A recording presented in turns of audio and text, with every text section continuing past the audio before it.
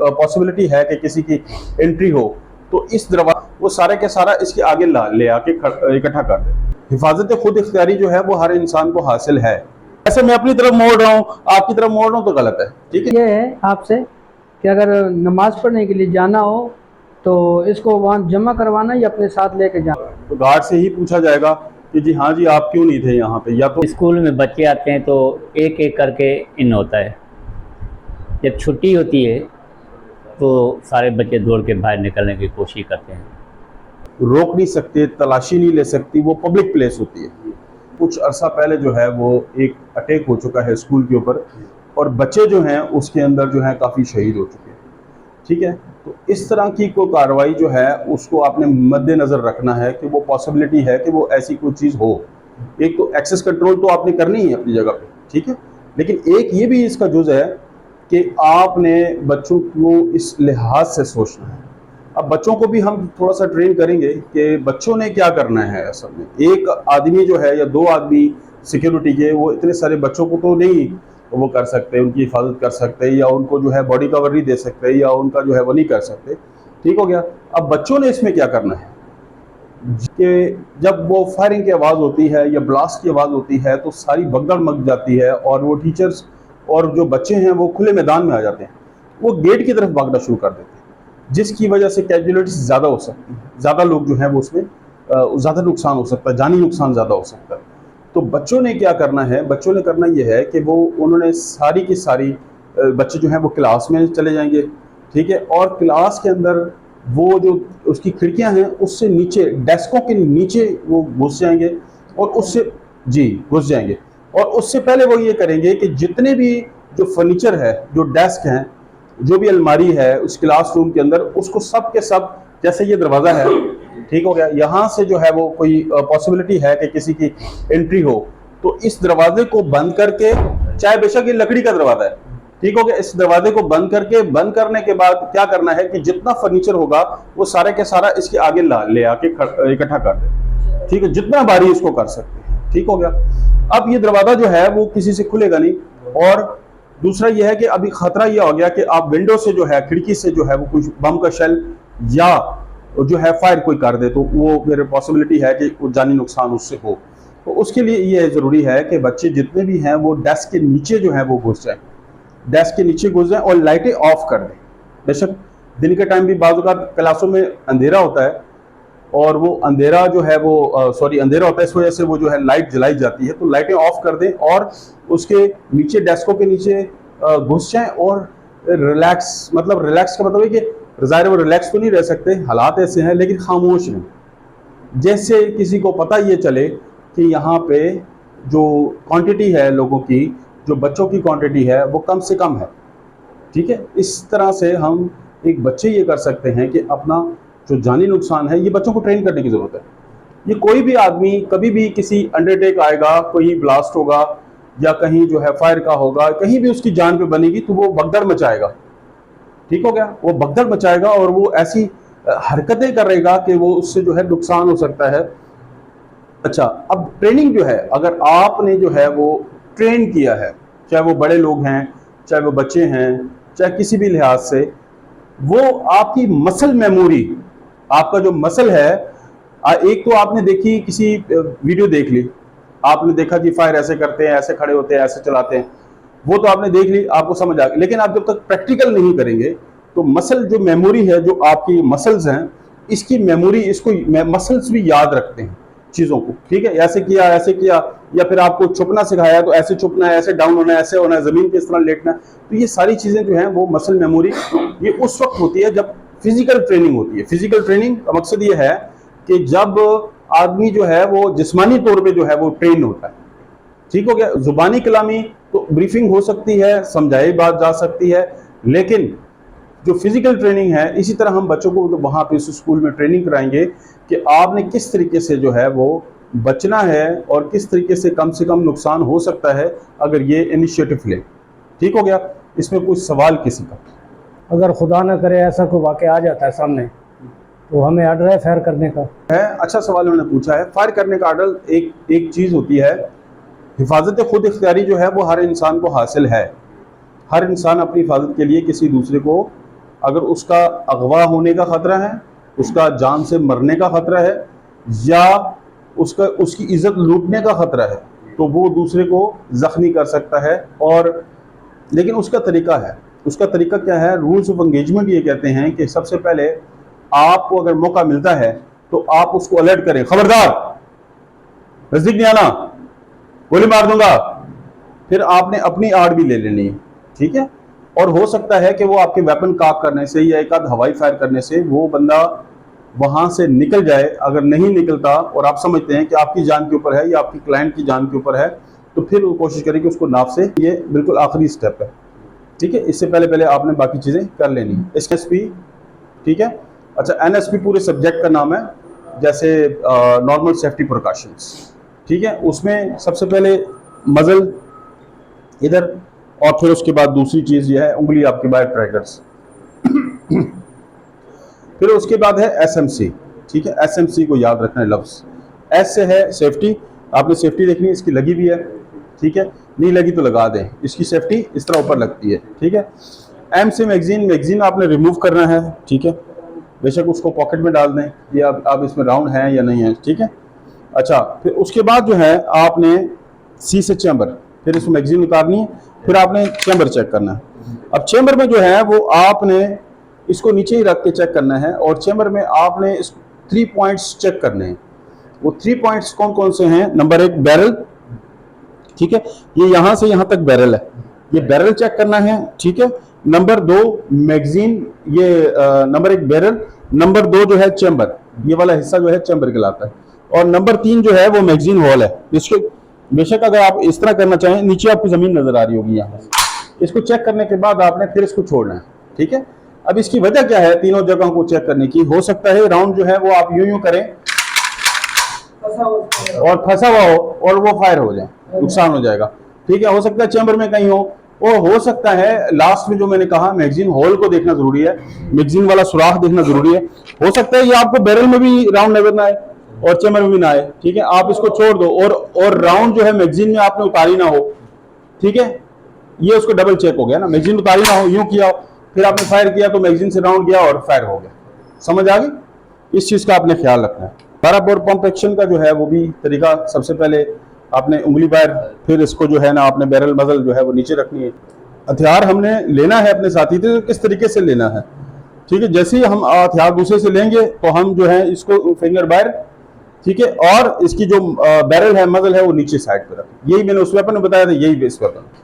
फिर है एसएमसी, ठीक है, ऐसे सेफ्टी, इसकी सेफ्टी यहाँ पे है, आगे होगी फायर करेगा, पीछे होगी फायर नहीं करेगा, ठीक है। एम से मैगजीन, इसको घुमाएंगे, इधर से देखेंगे मैगजीन के, मैगजीन के अंदर राउंड तो नहीं है, ठीक हो गया। फिर इसको दोबारा टर्न करें, फिर सी से चैम्बर है, इसको पीछे करेंगे, फिर वही आपके ऊपर कानून लागू होता है, 3 पॉइंट चेक, बैरल देखेंगे, मैगजीन देखेंगे, और यहां से बैरल देखेंगे, चैम्बर देखेंगे, और यहीं से आपको मैगजीन ट्यूब, इसको मैगजीन ट्यूब कहा जाता है, इसकी मैगजीन हटती नहीं है, साथ ही रहती है।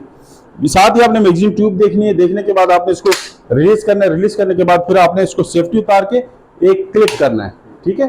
ये सारी जो एक्शन आपने करना है किसी मिट्टी वाली जगह पे करना है, गमले में करना है, या किसी जगह पे जो है मिट्टी पड़ी हो, एक साइड पे होकर करना है। ऐसे जिस तरह आप लोग मेरे सामने हो तो ये तो ट्रेनिंग के लिए है, लेकिन अगर मैं अकेले में करूंगा तो मैं इधर मुड़ जाऊंगा। लेकिन ये फर्श जो है ये भी इसके लिए ठीक नहीं है, यहाँ पे भी गोली लग के स्किड हो सकती है। सवाल मेरा ये है आपसे कि अगर नमाज पढ़ने के लिए जाना हो तो इसको वहाँ जमा करवाना या अपने साथ लेके जाना है? कि वेपन हथियार इस तरह है जैसे कि आपकी अपनी बीवी है, समझ आ गई? इसको आपने अपने आप से अलग नहीं करना, किसी को वैसे नहीं देना। लेकिन अगर वहाँ पे कोई लॉकर सिस्टम है और आपकी नमाज के दौरान वो क्या फैक्ट्री का टाइम, स्कूल का टाइम या उस ऑफिस का टाइम ख़त्म हो गया, या आपकी कोई रिप्लेसमेंट है जो कि थोड़ी देर के लिए वो आपका एरिया देखेगी, तो आपका दूसरा गार्ड है तो आप एक बंदा है तो वो चला जाए, पहले तो इस चीज़ों को देखना है, ठीक है। उसके बाद आपने करना यह है कि अगर वहाँ पे वेपन रखने की कोई ऐसी जगह है जहाँ पे आप वेपन किसी लॉकर सिस्टम में रख सकते हैं, ठीक है, तो फिर तो आप उसको लॉकर में रखें और आप वॉशरूम के लिए जाएं, और जो भी आपका वहाँ पे सीनियर है, वो चाहे वो क्लाइंट का आदमी है चाहे वो कंपनी का सुपरवाइजर है, आपने उसको बता के आपने वॉशरूम चले जाएं। और आप समझते हैं कि यार वहाँ सेफ्टी नहीं है और कोई चीज़ ऐसी जो है नहीं रख सकता मैं, तो आपको ये चीज़ देखनी होगी कि अगर मैं वॉशरूम में आप जा रहे हो तो वॉशरूम में अगर हथियार अंदर गिर गया या कुछ उसको डैमेज हो सकता है ना, जब हथियार डैमेज होगा अंदर से पुर्जे टूटेंगे, आपको हो सकता है उसकी बाहर से समझ ना आए, आप कहोगे ठीक है, लेकिन अंदर से वो खराब डैमेज हो चुका होगा, ठीक है, तो वो फिर किसी काम का आपका नहीं रहेगा। अगर वहाँ पे कोई ऐसी जगह है वॉशरूम के अंदर, जैसे कि बहुत सारे वॉशरूम के अंदर जो हैंगर वगैरह होते हैं उसके अंदर बंदा वो उसको टांग सकता है, तो वो अगर वो इस तरह की कोई सहूलत है या कोई टाइल है जिसके अंदर कोई मार्बल सा लगा हुआ है, उसके अंदर वेपन को रख सकते हैं जो कि वो गीला ना हो, अगर गीला हो भी जाए तो आप उसको बाद में साफ़ करें। इस तरह की कोई है तो बेशक आप जो है वो कोई वहाँ अगर वॉशरूम इस लेवल पे है तो ले जाएं। ऐसा वॉशरूम हो कि जिसमें आपकी खुद की बैठने की जगह ना हो और आप इसको भी ले जाएं, एक मुसीबत बना दिया। दूसरी बात ये, अगर आपकी जगह पे आपकी कंपनी का ही दूसरा गार्ड है तो आप उस गार्ड के हैंड ओवर कर दें, ठीक है, वो आप डबल वेपन आपका जो है वो देगा। अगर आपका वेपन अगर आपकी कंपनी का आदमी नहीं है तो दूसरे बंदे को आपने नहीं देना। ड्यूटी के दौरान नमाज की इजाज़त होती है? अगर होती है तो नमाज बंदा पूरी पढ़ सकता है या मुख्तसर पढ़ सकता है? नमाज तो ऐसी या इबादत जो है, ऐसी कोई सी इबादत है, कोई सा भी आपका मज़हब है, इबादत से तो आपको कोई भी नहीं रोकेगा, आपको कहेगा यार आप जाएं नमाज़ पढ़ें। और ड्यूटी के दौरान भी जो है वो बिल्कुल आप देखें अपना जो मामला, क्यों देखें हम जमात के साथ तो हम नमाज नहीं पढ़ सकते कि हम जाएं। और फिर दूसरी बात यह है कि जो आपके ऊपर फ़र्ज़ नमाज है, ठीक है, वो आप जो है फ़र्ज़ नमाज जो है वो आपकी मेरे ख्याल से 5 मिनट में हो जाएगी। और उसमें आपने ये फिर देखना है, आप फ़र्ज़ नमाज का भी जो है वो आप क्योंकि जमात के साथ जा नहीं रहे हैं, टाइम का आप पाबंद नहीं है, तो आपके पास हर नमाज का वक्त होता है, कुछ ना तो किसी फजर की नमाज का भी कोई आधा घंटा आपके पास होता है, इसी तरह ज़ोहर में तो आपके पास काफ़ी टाइम होता है, मगरिब में।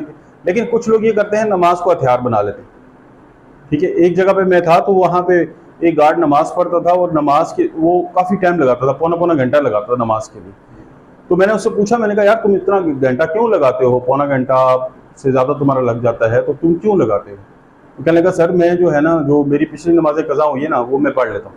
तो आप फ़र्ज़ नमाज पढ़ें और उस टाइम आपको मैंने बताया कि आप उसमें देखें, अच्छा जो भी टेररिस्ट होगा, जो भी दहशतगर्द होगा, जो भी चोर होगा, वो यही चीज़ देखेगा कि आपके पास आप किस वक्त जो है नमाज़ पढ़ने जाते हैं, किस टाइम खाना खाने जाते हैं, या आपने कोई वॉशरूम का टाइम मुकर्रर किया हुआ है उस पर आप उधर जाते हैं, तो वो जो भी वो अपनी कार्रवाई करनी है वो उस दौरान ही करेगा, ठीक है ना। जब आप लोग जो हैं थोड़े से लो हो जाएंगे या थोड़ा सा जो है वो अपने आप को ईजी कर देंगे, रिलैक्स कर देंगे, तो फिर उस वक्त जो है वो इस चीज़ को आपने मद्देनजर रखना है। टाइम को चेंज करते रहना चाहिए।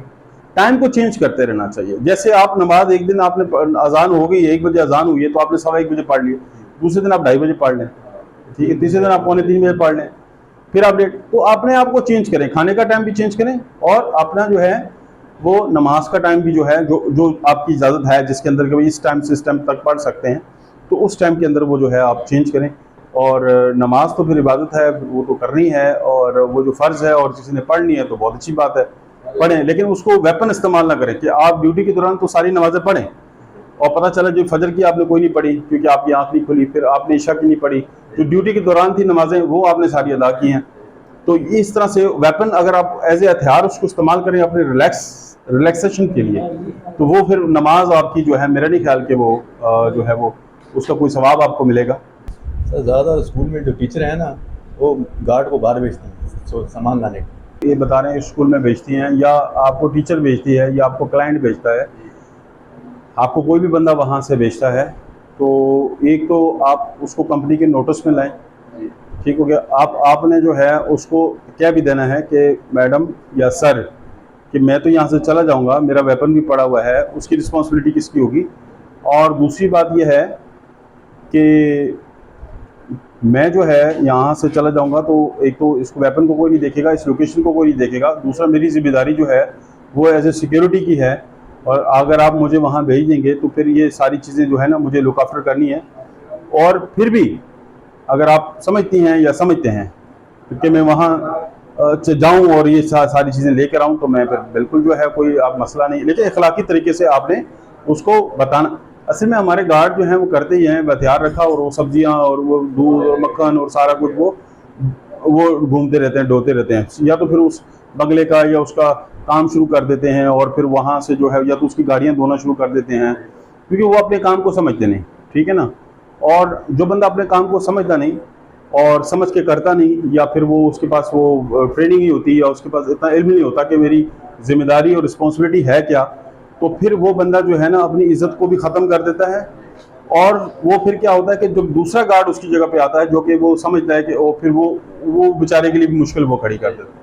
ठीक है, लिहाजा आप उनको ये बता दें कि जी मैं इस काम के लिए हूँ, और कंपनी को भी नोटिस में लाएं।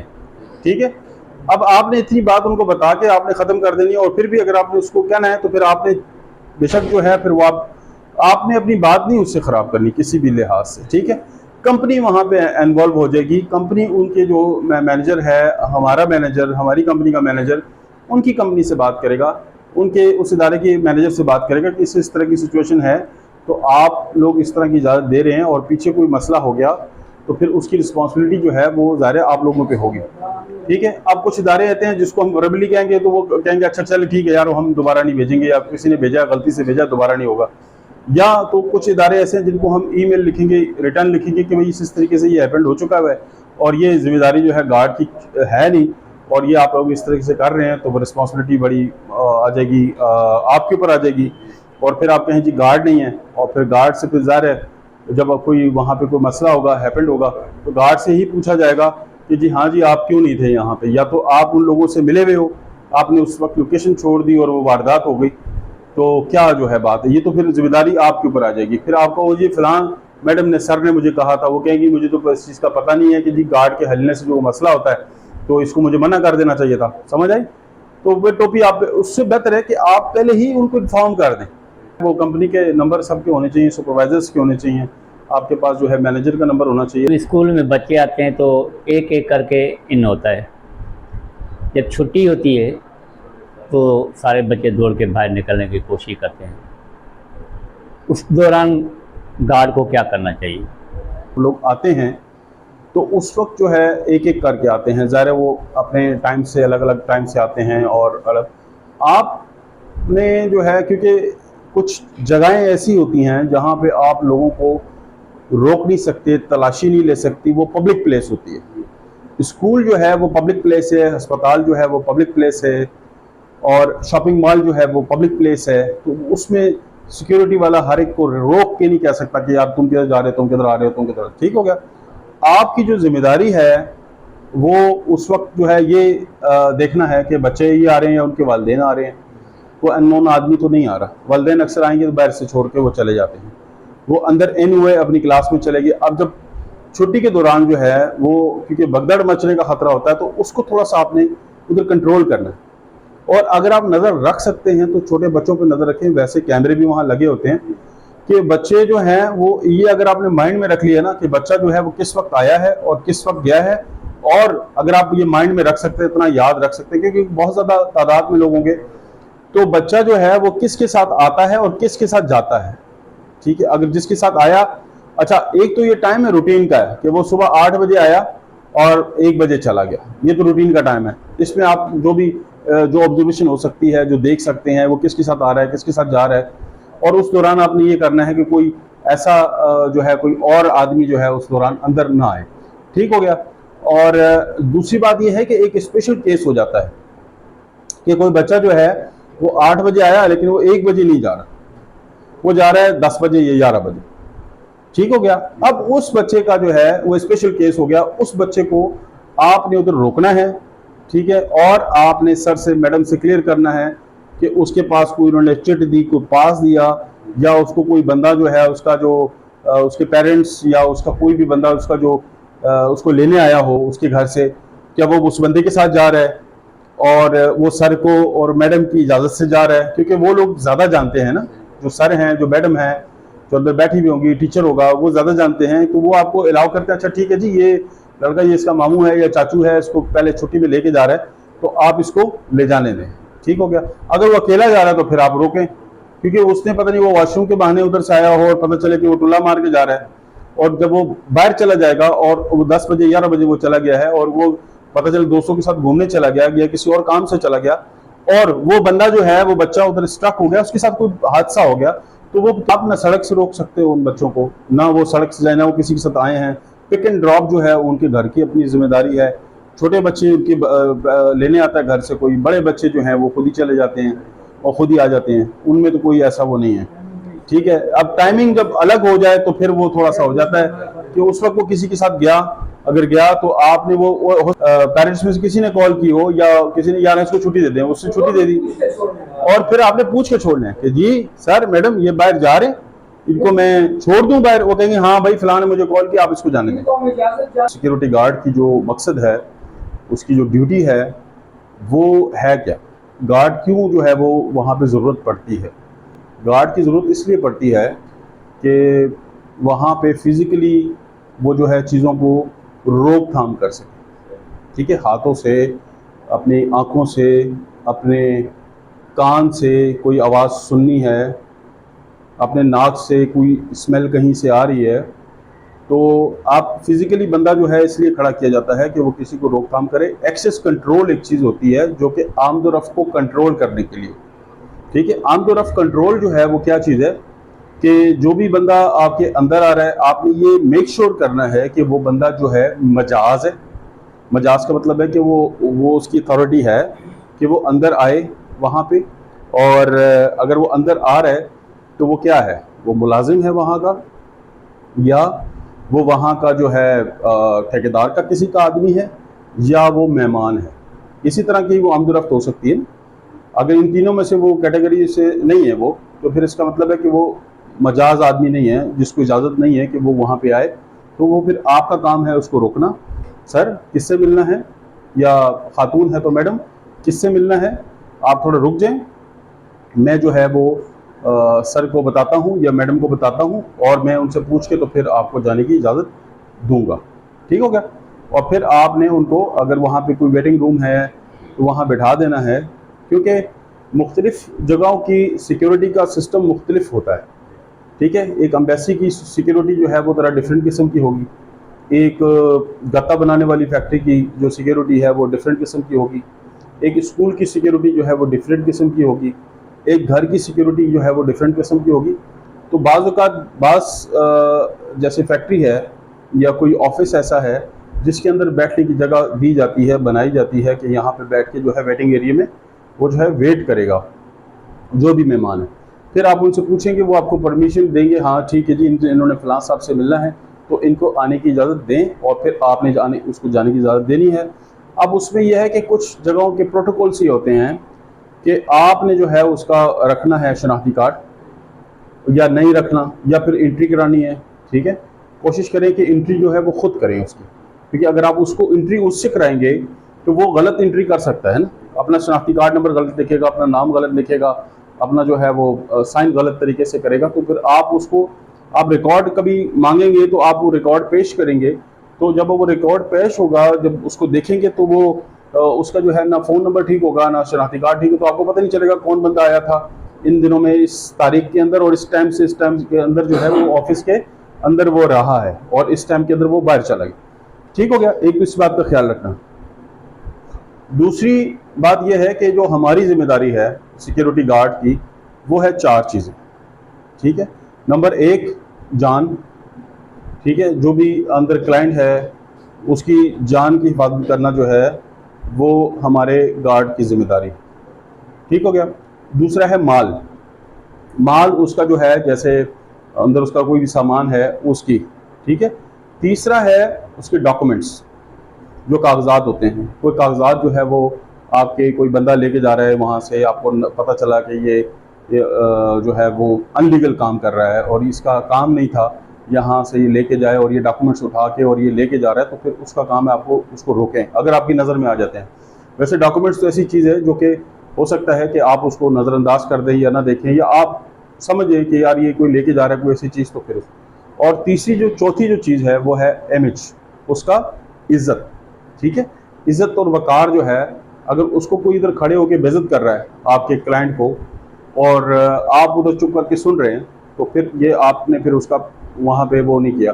ये नहीं कि आपने उसको थोड़ा मार देना है, डंडा मार देना है या वेपन से मार देना है, उसको कम से कम एटलीस्ट आपने उसके अंदर उसके इंटरप्ट करना है कि भाईजान मेहरबानी करें, कौन है आप, ज़रा साइड पे हूँ, मैं आपकी बात सुनता हूँ। सर, अपने क्लाइंट को आपने कहना है सर आप साइड पे हूँ, मैं करता हूँ। समझ, ये आपका इखलाक तरीके, वहाँ पे इखलाक आ जाता है। सिक्योरिटी का मकसद नहीं है कि आपने राइफल पकड़ी है तो बस आपने जो है ना एंड उसको जो है ना या तो उसको बट मारना है या फिर जो है आपने उसको जो है ना गोली मार देनी, ऐसा कोई नहीं। ठीक हो गया, समझ आ गई? तो क्या क्या रिस्पॉन्सिबिलिटी हैं हमारी? नंबर 1 जान, नंबर 2 माल, नंबर 3 डॉक्यूमेंट्स और उसकी इज्जत, उसकी रिस्पेक्ट। ठीक हो गया, इन चीज़ों का आपने ख्याल रखना है। तो स्कूल के अंदर जो है वो आपको इस बात का ख्याल रखना है, एक तो वहाँ पे बच्चे आ रहे होंगे, दूसरा वहाँ पे जो है जो टीचर्स हैं वो आते हैं, फिर पेरेंट्स आते हैं, ठीक है ना, तो उनमें ख़वातीन की तादाद भी जो है वो ज़्यादा होती है। आपने जो ख़वातीन हैं और बच्चे हैं इनको बड़ा स्पेशल किस्म की रिस्पेक्ट और इज़्ज़त देनी है, ठीक है। अब बच्चों को भी आप दाएं बाएं से इधर उधर से पकड़ने की कोशिश करेंगे तो वो एक गलत बात हो जाएगी, ठीक है। आप ज़ुबान से नहीं बोलेंगे, आप कहेंगे इधर जा बेटा, इधर आ जा, इधर लग जा, इधर आ जा, तो वो बात गलत हो जाएगी। और लेडीज़ जब आ रही है आप उनको प्रॉपर रास्ता दें, उनसे पूछताछ आप बिल्कुल करें, सलाम करें, उनको पूछें कि आप कहाँ जा रही है, किससे, अगर वो टीचर है रोज़ आना जाना है तो फिर तो ठीक है, अगर नहीं है तो फिर क्या है कि आपने उनसे पूछना है और पूछने के बाद जो है वो आपने उनको अलाउ करना है कि आप अंदर जाएं और जाके आप अंदर जो है वो मिल सकती है।